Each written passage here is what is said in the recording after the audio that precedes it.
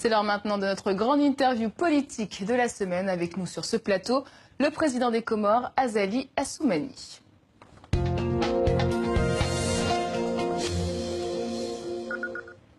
Les Comores, 800 000 habitants. Ces derniers mois, l'archipel a fait la une de l'actualité. Réforme constitutionnelle, violence sur l'île d'Anjouan, la pression migratoire toujours aussi palpable à Mayotte. On revient sur ces dossiers avec le président des Comores, Azali Assoumani. Bonsoir, monsieur le président. Bonsoir, madame. Alors, nous avons appris que des négociations sont en cours avec le président français Emmanuel Macron. Il est notamment question de Mayotte. Sur quelle base négociez-vous? Écoutez, les négociations sont... D'abord, merci de cette invitation. Ce n'est pas la première fois. Quand je n'étais pas au pouvoir, j'étais invité ici, donc je vous remercie bien infiniment. Négociations, nous avons des relations, très bonnes relations avec la France, malgré le contentieux qui est venu du visa Balladur. Mais ça n'a pas empêché nos deux pays de collaborer, d'aller de l'avant. Mais effectivement, ces derniers jours, comme vous l'avez dit, il y a eu des événements qui ont fait que la situation a monté un peu et qu'il fallait aussi se voir. Et de ce côté-là, nos deux ministres des Affaires étrangères, M. Le Drian et M. Seif, ont fait un très bon travail. Ils ont signé un premier acte qui va être consolidé et d'ici fin novembre, plus tard début décembre, on va signer un acte qui renforce la coopération entre les deux pays pour aller dans l'intérêt des deux pays. Sur quoi vous négociez concrètement? La négociation, il y a une négociation classique. On est en train de voir comment nous accompagner dans le cadre de la coopération, dans le cadre économique, parce que nous avons prôné ce que nous appelons l'émergence des Comores d'ici 2023. Donc on a besoin de l'appui et du partenariat de nos bailleurs, parmi les premiers lesquels la France, qui nous a toujours soutenus dans ce domaine-là. Donc ça va aller dans ce sens-là. Et demandez-vous le changement de statut de Mayotte, par exemple? Le changement de Mayotte, je l'ai toujours dit, que c'est pas moi. Il n'y a pas encore un Comorien qui est né, qui accepte que Mayotte ne soit pas comorienne. Ceci dit, on nous a mis devant un fait accompli par M. Balladur avec son visa en 1994, qui a fait que vous parlez d'une façon qui n'est pas la bonne d'immigration. Ce n'est pas une migration. Pour nous, c'est la circulation des personnes dans leurs îles, mais avec ce visa-là qui nous oblige à prendre des visas pour aller à Mayotte, c'est à partir de là qu'effectivement, il y a des gens qui partent sans passer par l'ambassade et qui a que le problème on vit maintenant. Et justement, qu'attendez-vous de la France? Qu'elle reconnaisse enfin que Mayotte fait partie des Comores? Ah, tout à fait. Ce serait vraiment un vœu pieux. Et nous, effectivement... Vous négociez ça actuellement avec Paris? Tout est négociable.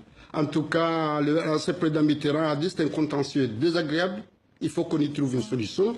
Et je pense qu'on est d'accord qu'ensemble, il faut s'asseoir pour trouver une solution qui satisfasse aux deux parties. Alors j'aimerais vous montrer cet extrait d'un reportage tourné par nos journalistes à Mayotte. On regarde et on commente juste après.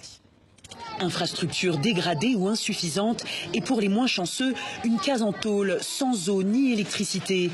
Nous sommes à Kaweni où se trouve le plus grand bidonville de France. La majorité des habitants sont des clandestins qui espèrent trouver l'Eldorado. À Mayotte, un habitant sur 4 est étranger.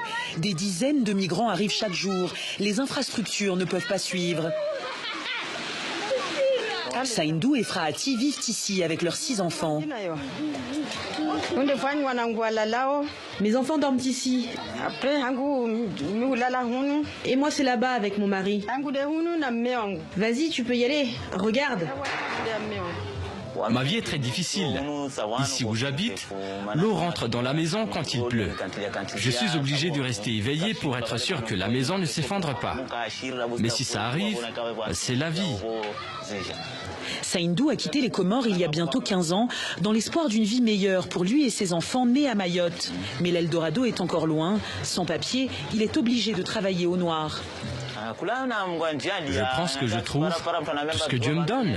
Si je sors et qu'on me dit « porte ça et dépose ça là », on me donne 2 €, je le fais. Malgré leur désillusion, Saïndou et Frahati ne veulent plus revenir en arrière. Comme pour de nombreux Comoriens, Mayotte est leur pays, avec ou sans papier. Monsieur le Président, quand vous voyez ces images, qu'est-ce que vous vous dites? C'est quand même dommage. La conclusion que Moroni, c'est notre pays, et quand on est en Mayotte, enfin Mayotte, c'est notre pays, on est aux Comores. Mais ce qu'on constate là, effectivement, c'est quand même dommage. Parce que, comme ça a été dit, c'est des gens qui pensent, en allant à Mayotte, d'avoir de l'Eldorado. Les résultats sont là. Nous, ce qu'on essaie d'expliquer à nos partenaires français, nonobstant ce problème contentieux politique, parce qu'il est politique, à nous aider à faire en sorte que les déshydratats des jeunes Comoriens pour aller à Mayotte, qu'ils puissent les trouver ici. Hein, pourquoi pas des soins, parce qu'il y en a qui partent pour les choses des soins. Mais pourquoi c'est Pourquoi pas des études, parce qu'il y en a qui partent pour les études. Pourquoi pas faire en sorte qu'il y ait des emplois pour que les gens aient quelque chose à faire pour ne pas prendre ce là-bas. Mais pourquoi ces Comoriens qu'on a vus préfèrent vivre dans cette misère plutôt que de retourner sur la grande île, ou à Ouanjouan, ou à Moélie? Vous savez, il faut leur poser la question. Vous savez, la nature, enfin, l'être humain a toujours voulu plus qu'il n'en est. Hein, je pense que ce que vous avez vu là-bas, venez à Moroni, à Moélie, en juin, effectivement, ces gens-là, ils ont peut-être le complexe de ne pas retourner parce qu'ils n'ont pas ce qu'il faut. Mais je pense qu'à Moélie, en juin et en Grande Comore, on vit mieux que ce qu'on voit là-bas. Donc ces gens-là, ils sont partis il y a 15 ans, c'est vrai, ils sont sur complexe. Est-ce qu'en revenant, j'aurai autre chose? C'est ce que nous avons essayé de faire, de leur dire que malgré que vous êtes chez vous et comme vous n'êtes pas bien, revenez, parce qu'on va trouver du travail pour vous. On va trouver des conditions de vie meilleures que ce que vous avez. Justement, sur le travail, les Comores affichent un taux de chômage de 40% en 2 ans. Quelles ont été vos avancées? Par exemple, combien d'emplois vous avez créés en 2 ans? Bon, le taux de chômage, c'est pas... Ce sont des chiffres de la Banque mondiale. Oui, mais de quelle année? Parce que, effectivement, quand on est venu aux Comores, il n'y avait pas d'électricité. On a vécu 10 ans sans électricité. En 3 mois, 4 mois. Et combien d'emplois vous avez créés? C'est la question. En 3 mois, 4 mois, on est allé acheter des groupes, on a remis l'énergie en marche. Effectivement, on voit le boom qui est réaliste dans le pays. Et combien d'emplois créés? Et je pense qu'il y a plus d'emplois créés. En tout cas, la Banque centrale et le chef du plan sont en train de revoir ces chiffres-là. Et incessamment, on donnera les vrais chiffres. Mais je peux vous rassurer qu'en 2 ans, on a plus avancé que les constats qu'on a fait. Anjouan a aussi été secoué récemment. L'île a pris des allures d'insurrection. Des manifestants ont pris les armes contre l'armée. Comment se fait-il qu'on en arrive là, à cette situation? C'est quand même dommage, hein? C'est quand même dommage, mais effectivement, c'est une situation qu'on a vécue malheureusement il y a 15 ans, 16 ans, 17 ans. Bon, il y a encore 2 mois. Et ça revit. Le problème, c'est qu'il y a une manipulation politique par rapport à un mal-vivre hein, qui est sur le terrain. Qui manipule qui les gens qui ne sont pas au pouvoir, ils veulent manipuler les autres que si vous êtes pauvre, parce que ceux qui sont là ne font rien. Alors qu'il y en a qui étaient là pendant 10 ans et n'ont rien fait. Une fois arrivés, nous, on essaie de faire au mieux. Mais malheureusement, au lieu que les gens nous accompagnent pour aller dans ce sens-là à l'intérêt du pays, il y en a les gens qui jouent l'intérêt personnel. Donc, ces gens jeunes qui ont été manipulés, ils ont commencé par l'enquête qui est ouverte, c'est pas à moi de citer les noms, c'est la fête de la justice.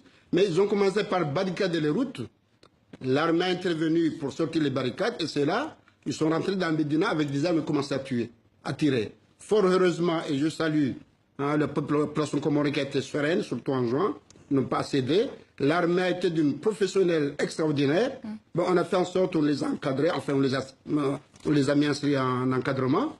Ben, ils n'ont pas réagi, ils ont fui. Bon, maintenant la vie a repris, mais nous, on veut retrouver les armes pour qu'on puisse être tranquille. Faites-vous un lien entre ces heurts et la réforme constitutionnelle qui a été contestée en juillet? Ben, c'est pas impossible, parce que c'est des choses qu'on voit partout malheureusement. Bon, nous, je pense que le combat des urnes est mieux que le combat dans les rues.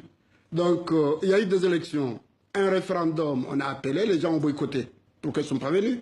Comment vous expliquez cette contestation, justement? Mais c'est à eux d'expliquer, parce que ce sont des assises nationales recommandées par la société civile et par les aînés de ce pays, des Comores, pour faire le bilan de 42 ans d'indépendance. Moi, j'ai pris le risque d'accepter ces assises pour écourter mon mandat, pour aller aux élections. Ce que disent les autres, ceux qui veulent manipuler, ils attendent la fin du mandat. Mais quand je le fais au début du mandat, je prends un risque, c'est pour moi, parce que c'est pour le bien du pays. Et pourquoi? Ces réformes-là, effectivement, peuvent aider le pays à se redresser. Et pourquoi avoir avancé la date du scrutin présidentiel au printemps 2019? Ben, c'est pas moi, c'est les recommandations des assises.